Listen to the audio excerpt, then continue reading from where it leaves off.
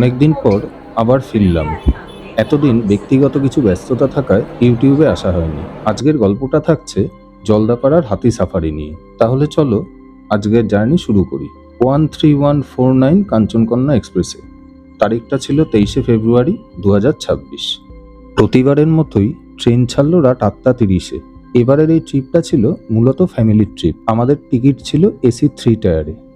Train ছাড়ার আগেই আমরা শিয়ালদা স্টেশনের বাইরে থেকে রাতের খাবারটা নিয়ে নিয়েছিলাম। ট্রেন ছাড়ার কিছুক্ষণের মধ্যেই রাতের খাবার খেয়ে নিলাম। পরদিন সকাল হলো শিলিগুড়ি স্টেশনে। তারপর সেই চেনা ট্রেনের বাঁক, জঙ্গলের নীরবতা ভেঙে ট্রেন লাইন পার করে ফেলল প্রায় 12টা 45।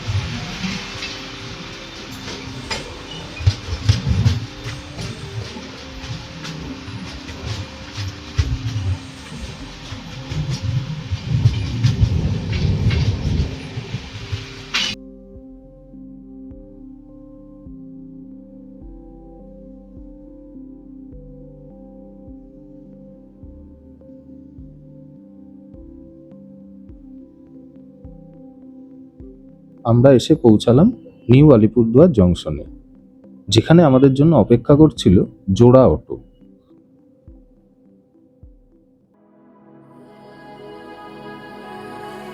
পরিচিত সবুজে মোড়ানো পথ অতিক্রম করে আমাদের হোমস্টেতে যখন আমরা পৌঁছালাম তখন প্রায় বেলা 2টো।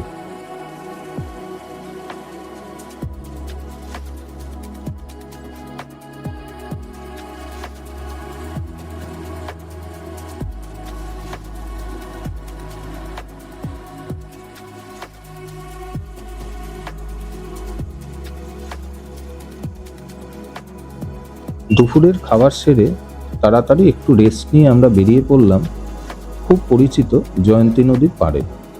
পরন্ত বিকালে উপভোগ করে নিয়েছিলাম জঙ্গলের চেনা নিস্তব্ধতা, চেনা অচেনা বিভিন্ন পাখির ডাক আর রিভার বেডে ময়ূরের অবাধ বিচরণ।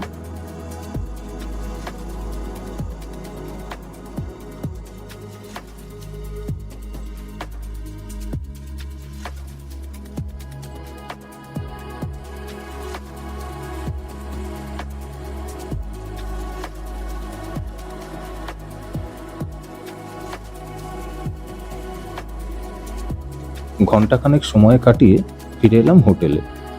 তারপরে যেমন হয় আর কি, নিজেদের মধ্যে আড্ডা মেরে তাড়াতাড়ি ডিনার সেরে ঘুমিয়ে পড়ি। পরের দিন সকালটা ছিল ছোট মহাকাল মন্দির দর্শন এবং জয়ন্তী নদীতে স্নানের জন্য। তার কিছু অংশ তোমাদের সাথে শেয়ার করব।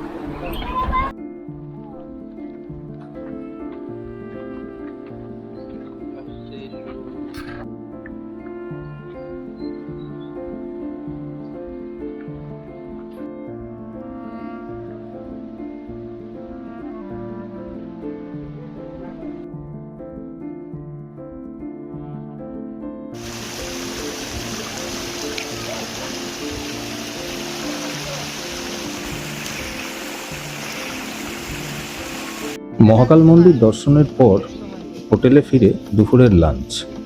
মেনুতে ছিল ডাল, আলু ভাজা, বেগুন পোস্ত, কাতলা মাছের কালিয়া আর পাঁঠার মাংস। একদম ঘরোয়া রান্না, আর আতিথেয়তাও ছিল মন কেড়ে নেওয়া।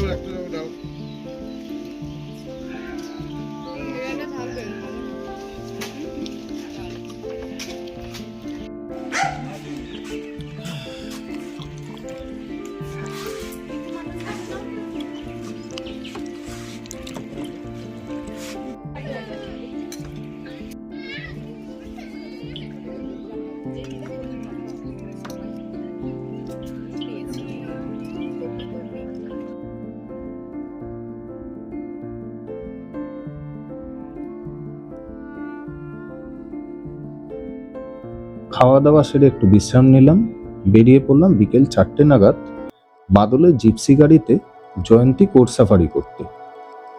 এর আগেও বহুবার এই জঙ্গল সাফারি করেছি, কিন্তু এইবারের অভিজ্ঞতা ছিল একদম অন্যরকম।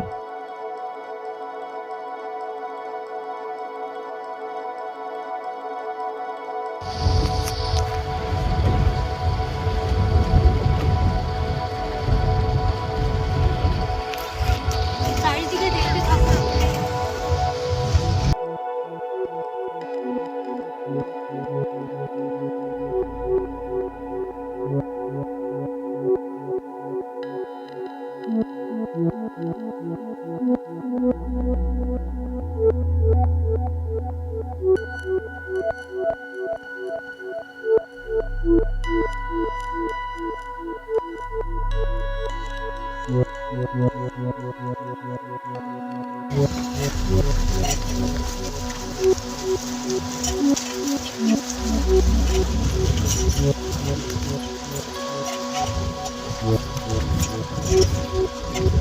প্রচুর ময়ূর, জানা অজানা অনেক পাখি, স্পটেড ডিয়ার, বার্কিং ডিয়ার দেখার পর প্রথমবার রাজাভাত খাওয়া ওয়াচ স্টেশনের কাছে আমাদের সামনে ধরা দিলেন গজরাজ। এতবার ডুয়ার্স গেছি, এই অভিজ্ঞতা এর আগে কোনোদিন হয়নি। আশঙ্কা ও আনন্দে ভরা সেই অনুভূতি ভিডিওর মাধ্যমে প্রকাশ করা যায়।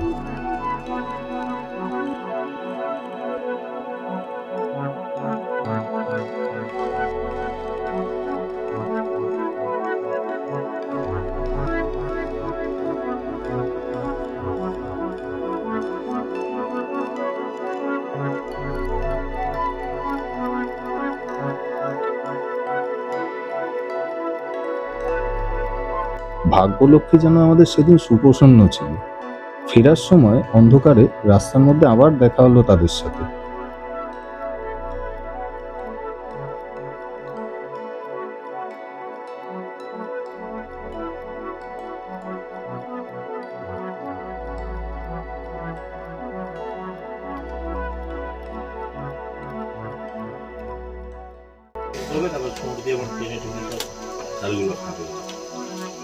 তোমার বেবি হওয়ার পর এদিকে কাছে এসে ফিরলাম হোটেলে, তারপরে মুড়ি মাখা আর একসাথে প্রচুর আড্ডা।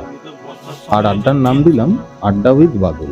মেন বর্ষার সময় তখনই চলে এসেছিল কাছে পেটে। হ্যাঁ, বাচ্চাকে বোম ফাটাইলে বাচ্চা জায়গায় যাবে, বোম না ফাটাইলে হাতে ঢুকে যাবে, এমন পরিস্থিতি হয়েছে। কি করে আর বেবি তো ঘুমায় আছে ভালো করে। এবার আমি এখান থেকে বেরোয় আইছি, এখান থেকে দেখতেছি হাতি একদম সামনে। তারপরে কি এখন অনেক কিছু বললে বিশ্বাস হবে না, সেসব বলে চলে গেছে। ওখান থেকে রাজারা যখন আসতো ওই দিক থেকে, ভুটানের রাজারা এদিকে শিকার করতো। এই জঙ্গলটা কিন্তু অনেক প্রাচীন জঙ্গল, এখানে বাঘ অনেক ছিল এক সময়। এমনি এমনি বক্সা টাইগার রিজার্ভ হয়, বাঘ কিন্তু প্রচুর ছিল তখন, শিকার করতে আসতো। পারে না। এটা জায়গাটা কত প্রাচীন জানো? যেখানে জন্তু জানোয়ার পশু পাখি থাকে সেখানে ভূত থাকে না। না না, এটা ভুল কথা, এটা ভুল কথা। গ্রামটা অনেক পুরনো না, আর অনেক দুর্ঘটনা ঘটনা গ্রাম না, গ্রামের থেকে গ্রাম যখন ছিল না, তখন থেকে মানুষ এখানে জঙ্গলে মন ভূত থাকতে পারে। এখানে কিন্তু অনেক যুদ্ধ হয়েছে, অনেক মানুষ মারা গেছে। ওই যুদ্ধের কথাটা বল। যেটা যে ব্রিজটা ছিল রাজার আমলের কথা। এখন তো একটা মানুষ আধার কার্ড আছে, ভোটার কার্ড আছে, মিসিং হয়ে গেলে একটা রিপোর্ট হবে, এই হবে এই হবে। একসময় ওটা ছিল কিচ্ছু ছিল না। তো গুম হয়েছে জঙ্গল। একটা কাগজের মধ্যে এমন সিল মেরে দিত, বাস হয়ে গেল। সিল মারা বলে ঠপ্পা খায়, ঠপ্পাই আয়, এরকম ব্যাপার। ওই সময় রাজারা যাকে চাইতো ওকে ওই ভুল ভাবটি করলে মেরে দেবে, এরকম ব্যাপার ছিল। তখন কুচবিহারের রাজা ছিল, এদিকে ভুটানের রাজা ছিল। ভুটানের জায়গা। এই জায়গাটা আগে এই জায়গাটা তাদের আন্ডারে ভুটানেরই জায়গা আসলে। ভুটানেরই জায়গা। এই জায়গাটা হচ্ছে ভুটানেরই জায়গা, কিন্তু পরবর্তীকালে এখানে এই জায়গাটা এখন ইন্ডিয়ার জায়গায় এসেছে। ওটার পিছনে অনেক বড় কারণ আছে, সেটা হচ্ছে কুচবিহারের রাজা কুচবিহারের কোন রাজা সেটা আমার ঠিক এখন নৃপেন্দ্র রায় বিপিন্দ্র সিংহ রায়।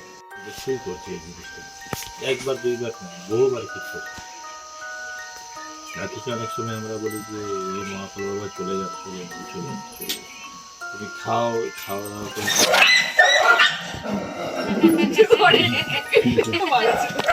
আমি তোমার পাশে আছি না? তুমি দেখো এই যে এই ঘরটার যে ওই পাশে দুটো জানলা আছে, দেখা যাচ্ছে জানলার সেটটা আছে, ওই পাশে আমি ঘুমাচ্ছিলাম মাত্র কয়েকদিন হয়েছে আমার কাছে আছে। আর এই যে কাঁঠাল গাছের দিকে মুখ করে দাঁড়াইলে কত দূর আসবে ওর পেছনটা, কবে সুপারি গাছ? সুপারি গাছ সিঁড়িটা আছে, যে সিঁড়িটা আছে হ্যাঁ। ওর একটু এইদিকে ধরো আসবে আর কি। বিশাল বড় হাতি ছিল, বিশাল বড় হাতি। পরদিন সকালে আমরা ব্রেকফাস্ট করে জয়ন্তীকে বিদায় জানালাম, রওনা দিলাম জলদাপাড়ার উদ্দেশ্যে। প্রায় 1.5 ঘন্টার যাত্রা।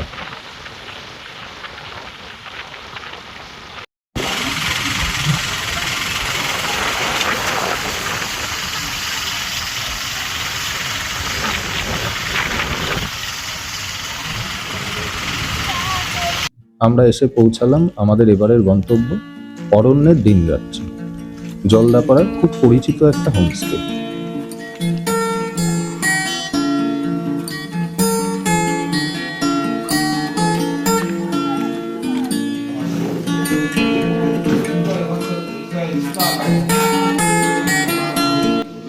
একটু ফ্রেশ হয়েই দুপুরের খাবারটা সেরে নিলাম। আজকেরও মেনুতে ডাল, ভাজা, ফুলকপি আলুর তরকারি আর কাতলা মাছের পাতলা ঝোল।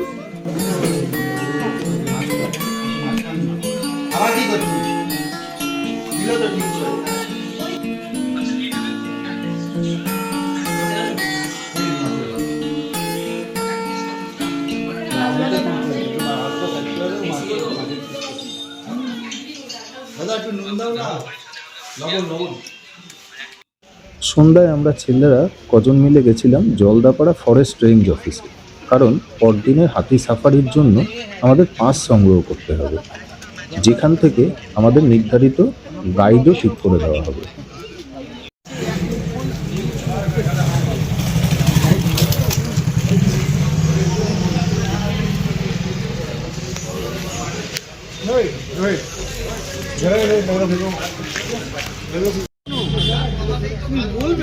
ততক্ষণে হোটেল থেকে ফোন চলে এলো, জানতে পারলাম একদল দামাল হাতি নাকি ঘুরে বেড়াচ্ছে আমাদের রিসর্টের চারদিক। পাস কালেক্ট করে আমরা তাড়াতাড়ি রিসর্টে ফিরে আসে দেখি ওনারা তার অনেকক্ষণ আগেই ছুটে গেছেন জঙ্গলে। তখন আমাদের সবার অপেক্ষা পরদিন হাতি সাফারির জন্য।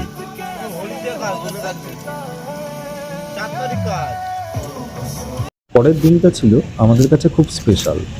এক কথায় বলতে গেলে যার জন্য এই ট্যুর। ভোর প্রায় 4:30 উঠে হোটেলের গাড়ি আমাদের পৌঁছে দিল জলদাপাড়া অভয়ারণ্যের গেটে। সেখানে কিছু সময়ের অপেক্ষা। ভোর 5টার কিছু আগেই গেট খুলে গেল। প্রবেশ করতেই দুদিকে অন্ধকারের মাঝে গাইড আমাদের দেখাতে লাগলো দুপাশে বিভিন্ন প্রাণীদের অবাধ বিচরণ। দেখতে পারবে না, ওই দেখো দেখেছো বাবা অন্ধকারের মধ্যে। হাতি তো মানে ওদের পাশে বলো রাইট এখানে সামনে সল পিটটা ঘুরে আসবেন, ওনারা বলি এর আগে এখানে ঘুরে গেছে, তারপর তো আসেন মানে সেফটি কি থাকে? সেফটি কি থাকবে। আর এখন ঘটনা হচ্ছে আমরা অ্যাকচুয়ালি হাতি দেখাতে নিয়ে গেছিলাম,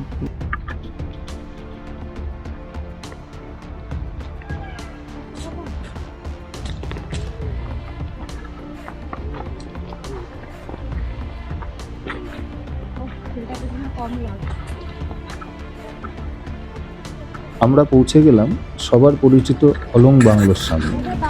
দেখলাম সেই শেষ হয়ে যাওয়া বাংলোটির ধ্বংসাবশেষ। অনেকক্ষণ কথা হলো আমাদের গাইড দাদার সাথে।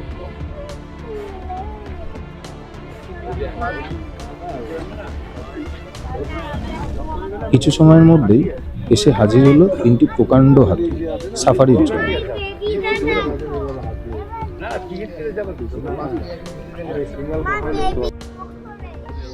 এখানে বলে রাখি, এই হাতি সাফারি হয় দু জায়গা থেকে, গরুমারা আর জলদাপাড়া। তারও আবার বিভিন্ন প্রকারভেদ আছে। গরুমারার সাফারি হয় মূর্তি নদীর সামনে থেকে, আর জলদাপাড়ার সাফারি হয় হলং বাংলো, না হয় ওন্দল বস্তির সামনে থেকে। জলদাপাড়ায় সকাল 5:30 থেকে 6:30, 6:45 থেকে 7:45, আর 8টা থেকে 9টা, এই 3টে সাফারি হয়। কিন্তু আমার মনে হয়েছে প্রথম সাফারিতে জীবজন্তু দেখার প্রবণতা অনেক বেশি থাকে। জনপ্রতি টিকিট 1000 টাকা, এবং এখানে 5 বছরের ঊর্ধ্বে টিকিট কাটতে হয় ও আধার কার্ড জমা দিয়ে 24 ঘন্টা আগে পাস সংগ্রহ করতে হয়, যেটা আমরা অলরেডি আগের দিন রাত্রে করে রেখেছি।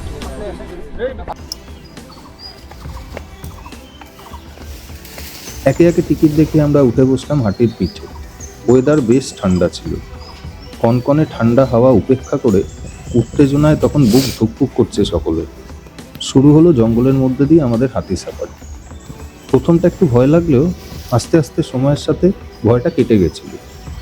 ধীরে ধীরে আমরা প্রবেশ করলাম জঙ্গলের ভিতরে, আর তারপরে কি কি দেখলাম সেটা তোমাদের সাথে শেয়ার করে নিচ্ছি। আশা করি আমার চোখ দিয়ে তোমাদের নিয়ে যেতে পারবো সেই জঙ্গলের অনুভূতি চেনার সাথে।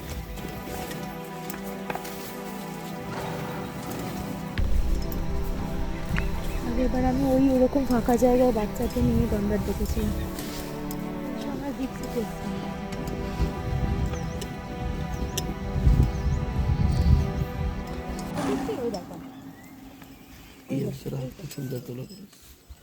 ভিডিও মারছি দাদা, ভিডিওটা ভালো পাবে, আর বন্ধু দিতে পারবে। এবার তুমি ভালো দেখতে পাবে, তোমাকে একদম পোজ দিয়ে দেবে। দেখেছো? ওই দেখো, ওরা তোমাকে টাটা করছে, টাটা করে দাও। টাটা টিপো।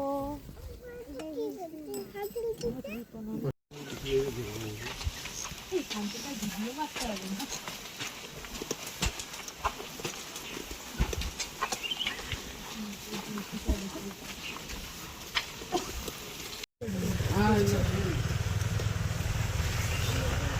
দেখ ভিডিও করো। সামনে দিকে, পিছন দিকে এলবা না তুমি, হ্যাঁ সামনে দিকে এলো।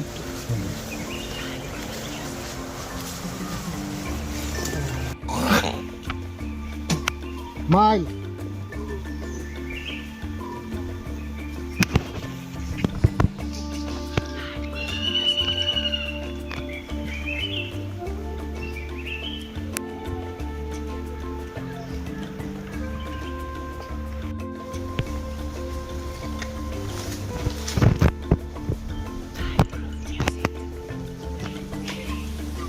ঠিক আছে।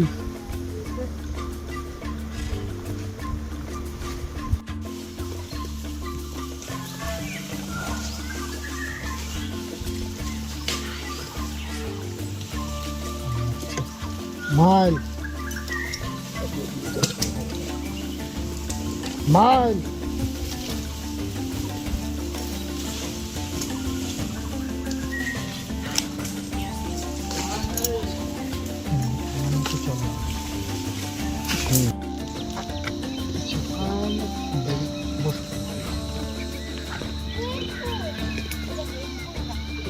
এদিকেও আছে দেখেন, ছাড়া খুলে যাচ্ছে। ওদিকে আছে, এটাই যে সামনে দেখো।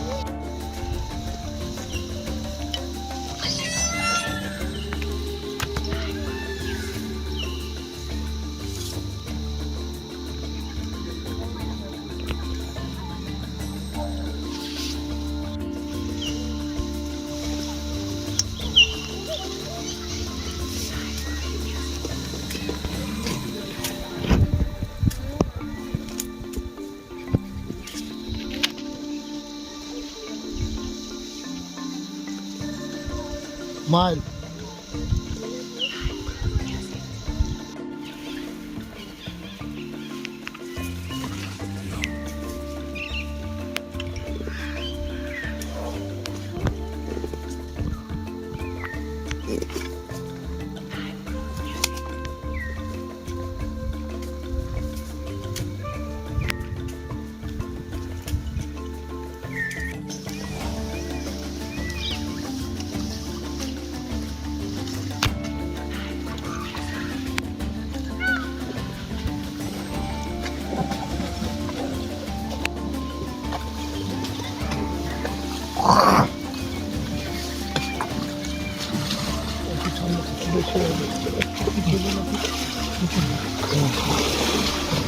ম্যাডাম একটু সামনের দিকে দেখতে না, ঠিক আছে?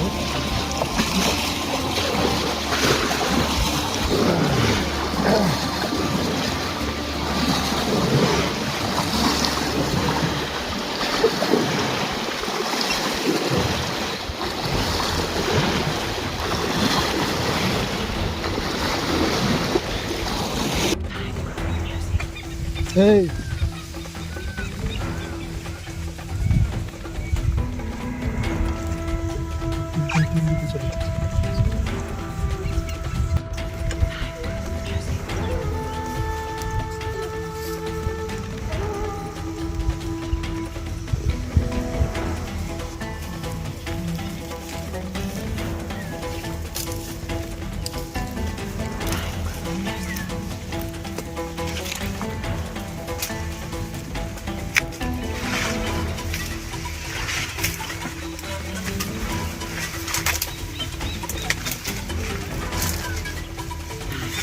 এনে আনা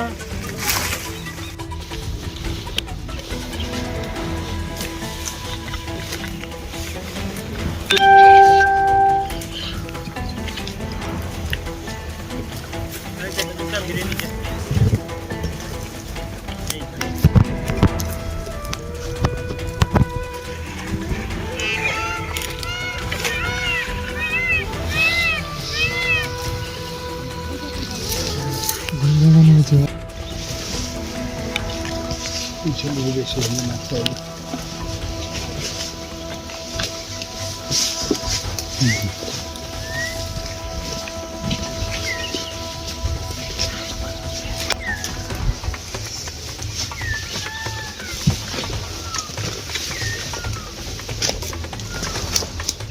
তুমি দেখো এদিকে ভাইটা দাও।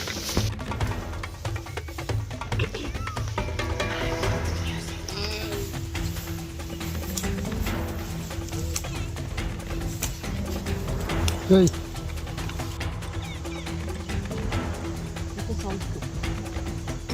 ওই নিচু জায়গাটা সব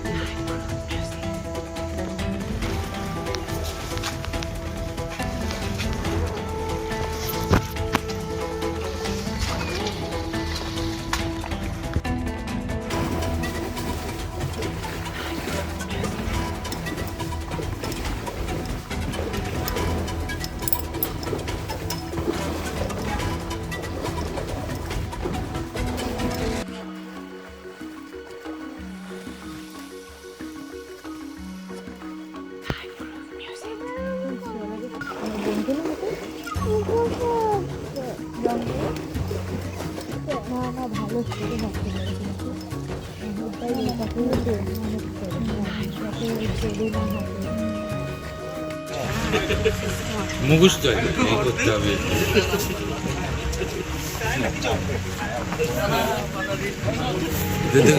দেখো এখানে লাগাচ্ছে।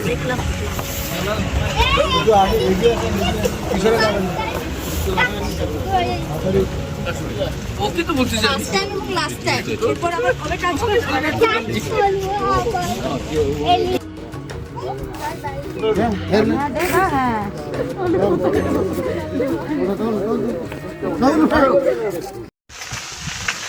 সুন্দর একটা অভিজ্ঞতা নিয়ে শেষ করলাম সাফারি। ফিরে গেলাম হোটেলে। এবার আস্তে আস্তে বাড়ি ফেরার পালা। হোটেলে ফিরে গোছগাছ শেষ করে একটু আশেপাশের গ্রামটা ঘুরে দেখলাম সাইকেলে চেপেই। একটা অন্যরকম অনুভূতি গ্রামের রাস্তা দিয়ে।